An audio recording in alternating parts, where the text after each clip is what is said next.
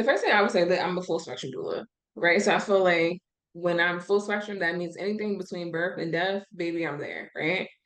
And I think it looks different. I think some people's death work can look like infant loss. Some people's death work can look like, elderly folks. Some people's death work can look like like the conversation of death being more normalized.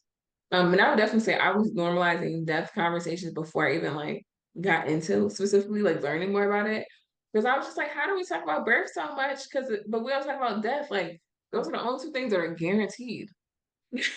Like you came into this world and you're gonna leave. Like that's the only thing. Um, and so I also currently am in training to be a spiritual director. I'm like halfway through my training for that. And I feel like it's all connected. I just feel like, and also like the end of life doula training for me was really emphasized or brought to light when I lost so many people in COVID. Mhm. So in 2 weeks, I lost my two grandfathers, my friend, and my uncle. And at that point, I knew that I did all this birth work, right? Like I got that part. And I've experienced a lot of death in my life. My dad was killed when I was 13 and all that stuff. But I was just like, I need to face it more. I was like, I need to face it more. Um, and that's what led me more into getting more educated in death work. Um, and the wild part about it is like in that process, I got to bring up my good friend Anna. So Anna actually was a student of ours at BADT and decided to go through the elective death process. Mhm. Um, and reached out to us to donate books, and we ended up like during the last year or so of her life, talking about this whole death process and what was going on. And I actually did a podcast with her, everything. And it's just we have to talk about it more. I think that if we had awareness of death and how fast it can come hit us, and not just in the we know that, right? Death can happen at any day, anytime, any whatever, but there's still a part of us that feels invincible.